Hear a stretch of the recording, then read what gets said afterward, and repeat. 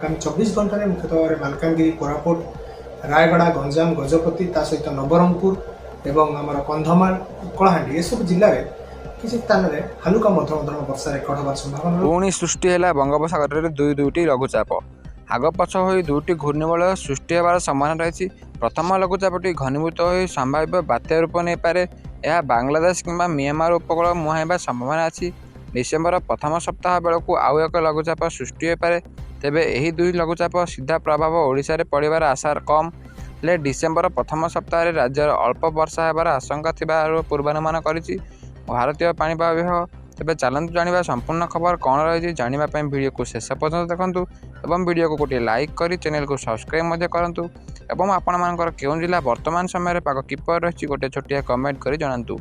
सूचना अनुसार आईएमडी आकलन अनुसार 26 तारिख बेलू दक्षिण अंडमान सागर में एक लघुचाप सृष्टि यह पश्चिम और उत्तर पश्चिम दिगरे गति करी 27 तारिख बेलू अवपात रूप नेबार संभावना अच्छी। यह उत्तर पश्चिम दिगरे गति करी 27 तारिख बेलू अवपात रूप नेबार संभावना अच्छी।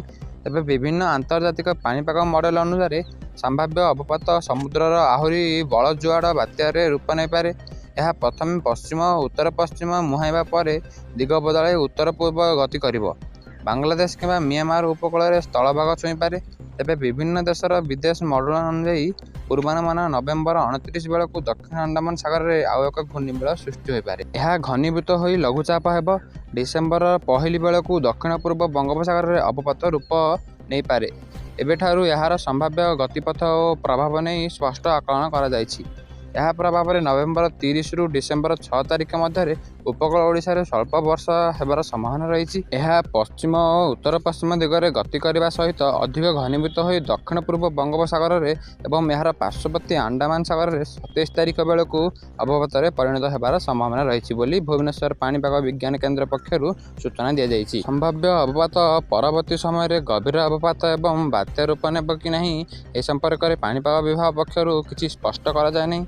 यदि प्रतिदिन यहपरि पाणीपाग उपर सठिक खबर जानवा चाहते ताले वीडियो को गोटे लाइक करी चैनल को एवं सब्सक्राइब करंतु।